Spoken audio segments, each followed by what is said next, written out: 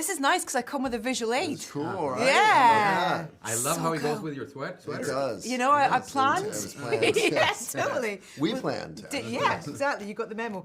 We'll talk about the music in a second. I want do to it. talk about the show first of all. Congratulations. Thank you so much. It's so Thank you. terrifying, entertaining, kind of just action-packed and really moving at moments as well. Yeah, thank you.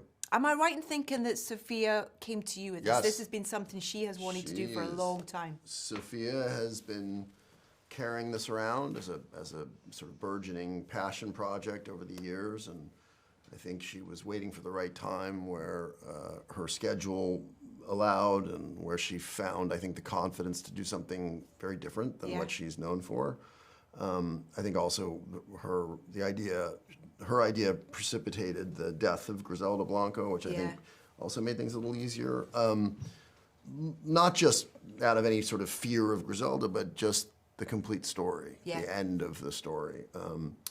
And she believed she could do it, wanted to do it, needed to do it, and she reached out to me, and it was one of the great, incoming phone calls of my life. And I had been partnered with this guy, a filmmaker I so admire, on Narcos for a number of years, and we all got together and said, let's do it. And Netflix was kind enough and supportive enough, and believed in our vision for the show, and here we are. Did she say why this was something? Because people can find a connection to a character, to a story, but a lot of the time they won't have the patience or the commitment to wait, to see that through, to wait for that right time. Yes. But for Sofía, this was clearly something that, did she explain to you why or what it was about this woman, this story, this world that she felt like she had to... Yes, I think, first of all, it was a challenge for her, and I think she wanted to challenge herself as an artist. And, Really different than Gloria Pritchard. And, step outside her comfort zone. And that was important for her.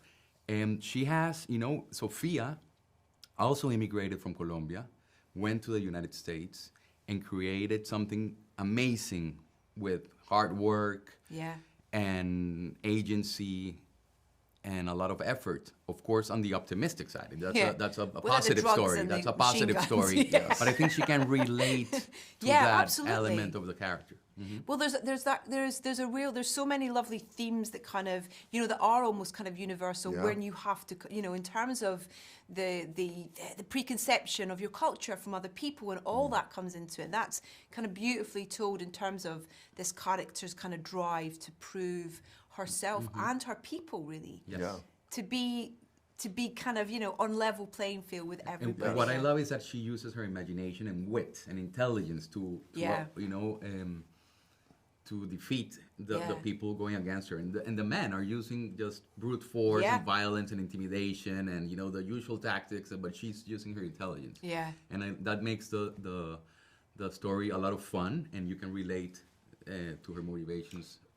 And I think also being underestimated, and I think that in many ways, this project represents further proof that Sofía has been underestimated, and again, she's highly regarded, and yet still, I think what people see on Modern Family, it looks easy, it's really hard, and she just makes it look easy.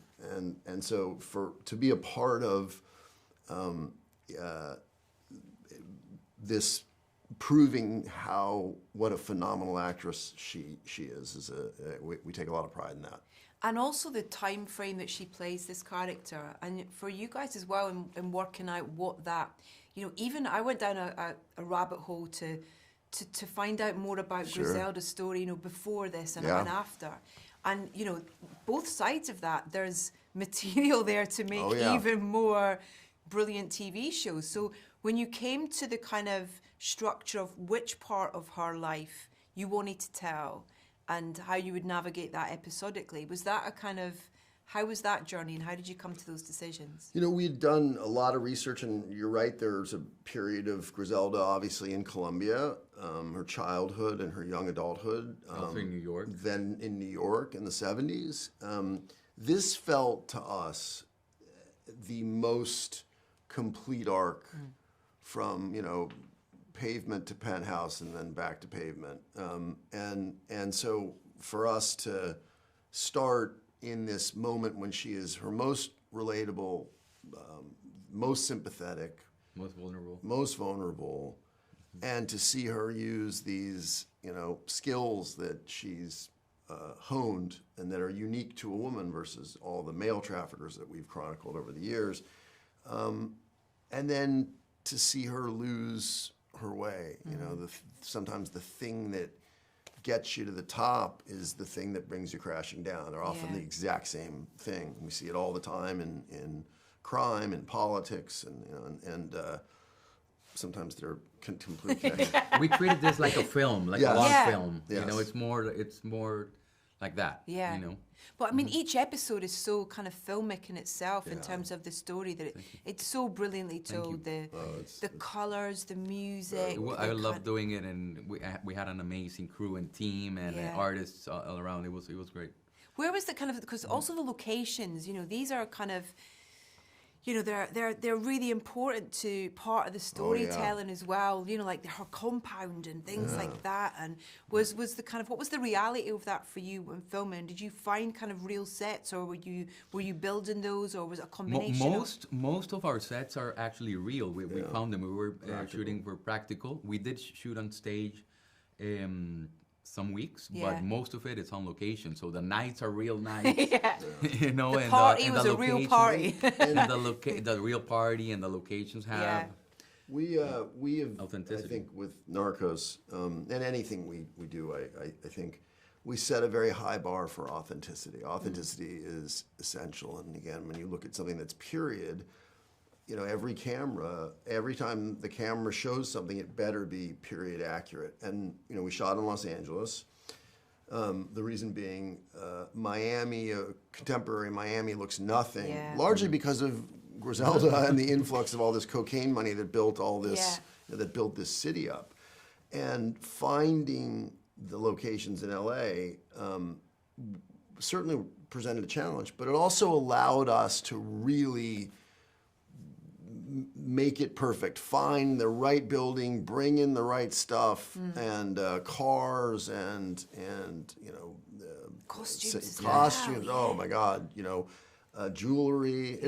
I think a lot of people who joined us in this production, and we had some amazing people, were excited by the prospect of like, we're doing one of the most iconic eras in the 20th century. It was this sort of, you know, Miami 80s, you know, Miami Vice era. So it was a lot of fun, and we took it very seriously, as you can tell. And music plays a huge part in the show, and it kind of reminds you as well at moments of the time frame of where we are, you know, with some of those big tunes that you use, like Dr. Beat, you know, and things like that, and the score as well with Carlos, which is just the most beautiful thing. Oh, Carlos is phenomenal. There's so many pieces of score that I could talk about, and cues that I could talk about. There's one in particular that which is right in the end of episode 6, when she has just sent the boys off for dinner. She's in that motel room, and the journey, there's no dialogue, and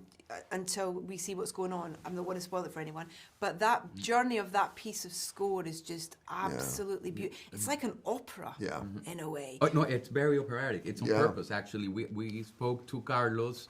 I had a lot of discussions with him. And that I wanted him to be bold and go out there. And it has that operatic quality to it. It's intense. And it doesn't shy away, you know, from anything. And it's unique. It's a unique score, for sure. He's Carlos is incredibly talented. I've been fortunate enough to, I've known him a long time. He was my father's a film composer. Oh, wow. And Carlos was his mentee in, you know, now I think it's got to be 10 to 15 years ago. And so I've watched him develop, and then he went and worked, you know, he did amazing work on Queen's Gambit you know, with my friend Scott Frank. Won a Grammy. And he's Miami-based, you know, of Latin descent. It seemed to make perfect sense. Wow. But the music, and a lot of this was, you know, under Andy's direction, is decidedly not like it's we love Barry Lyndon. It has elements of sort of Barry Lyndon. It's it is operatic. It does feel Baroque in places. So it's like Griselda. It has that strong personality in the music. Yeah, it's kind of, it's got such a connection to her, the journey that it has from where we meet her right through to that point at the end. You almost feel like it's her soundtrack almost in a way. Yes. In terms of the kind of the optimism and the kind of to start with, and then how it kind of it's like Griselda, the opera. It's quite totally. That's right. Coming soon to Broadway. What about those needle drops though? In terms of those choices, how do you choose those and know what's right and know what you have that's diegetic and it is like you say, it's that kind of that period of Miami, which was kind of Miami Vice and Yes. We I've always relied on really two people in my Andy and Liza Richardson, who's our music supervisor.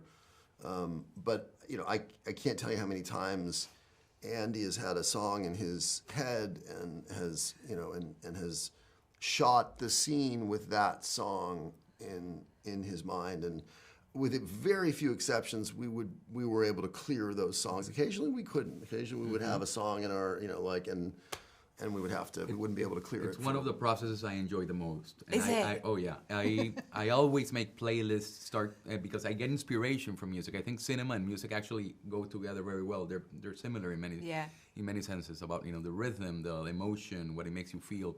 And I love actually playing against the grain because of course there's disco music and there's music from the era, but there's also many needle drops that are not your conventional pick or so and I love when that happens, when that merge happens of it just creates an emotion that is very particular, and it has great songs in it. And also from music from her world. It's got to be kind of, she's in Miami, but she had a whole whole kind of so bringing that with her, and that she would I imagine her being a fan of music and her playing music at home. And the kids and the boys being into music. That's got to be part of it as well. Absolutely, like I am. I'm from Cali, Colombia. I love music. Absolutely, it's one of my passions. I love to dance, and so music is a big part of the show. Absolutely, it's important. And as you said, it's bringing music from other cultures, and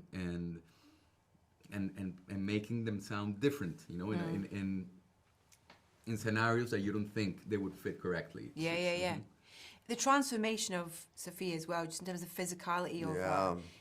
Even, yes, in general for the character, but throughout the series as well, and the weight kind of almost kind of coming down on her, but, as we go through it, and the way she holds a cigarette, that whole kind of...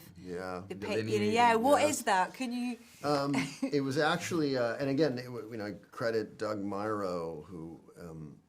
had this idea of sort of brilliantly executed by Andy, of her sort of surveying her empire with some measure of dissatisfaction, some bit of there's always more to be had. Once you have the big house, you want the bigger house, and it speaks to that broken mechanism in her that once turned on cannot be turned off. And so and Andy turned it very much into a motif that and it culminating her in jail, where the world has become very small. And in her performance, there is a real evolution to those scenes strung together. They all have different meaning. It's illustrative of I believe the arc of the show. Absolutely, and it's a very intimate show, a very character-driven show. So those character beats are very important to relate to her, to understand, or even ask questions about who you are and human nature. What was the prep? What was Sofía's prep? Apart from the 10 years of trying to get this made, but in terms of when she knew this was greenlit, this was happening, and for her preparation to transform into this character and to inhabit her, to give her representation of her. Oh, of course, that's a question for her. But as a director, I saw her. She was very committed. She has an immense work ethic, and apart from doing all the research that she could do, once it was written on the page, the story, we went over the beats, over the characters' motivations, who wants what from who, and what is the scene about, what's the subtext. Always very important to speak about the subtext. I asked a lot of questions, and she started creating the character, and we asked, what did Griselda dream about? What was, what side on politics was her? Well, how did she dance? How did she move? All these questions, she wrote all the answers, and of course examined the script very well, and little by little. I can't imagine there are actually many people still survived or are alive from this world in reality. I don't know if there was anyone you spoke to from that world that was, to give, you talk about authenticity at the start and making sure that things were. The only people who are still around are cops and lawyers and journalists, and generally the truth gets lost. I mean, particularly anyone who worked with her is scattered to the wind and certainly doesn't want to call any attention to the fact that they work with her. Cops generally see things, one way, and there's no, black and white doesn't work for us. It's helpful to get the perspective, but to be honest, we know what they're going to say.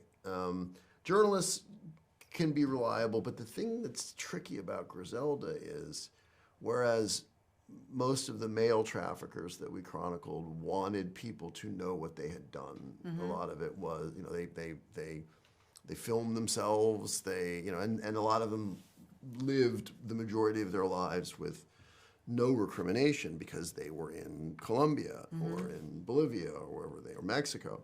In the case of Griselda Blanco, she was in America, which was the greatest fear of any trafficker, is being extradited to the United States. She was already here, and which is incredibly courageous and sort of crazy in a way.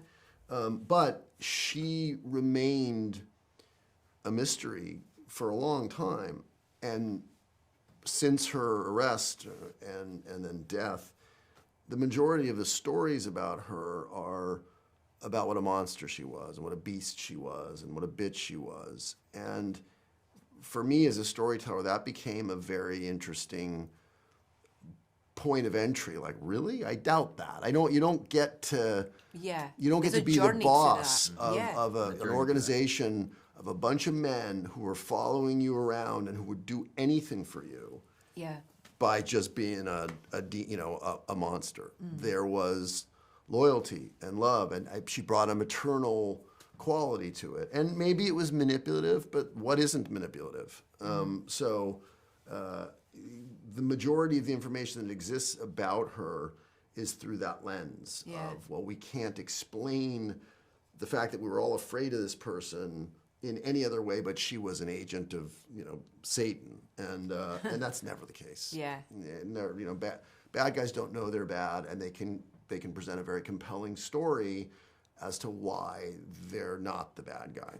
But that's what I love about the show, is that you're kind of like constantly guessing about her choices and working out why she's made those hoping decisions. she'll make enough that go the other way. Yeah, absolutely. When she gets those opportunities and asks to kind of you want her to do it. Come on, just take it. You got it. Take it and go. But she can't. It's her nature. That's the tragedy. Yeah. Congratulations. Oh, it's thank a you great so watch. much. I'm looking forward to the prequel and the sequel as well. It's great to chat to you both. Thanks so much. Thanks a lot. Thank you very much.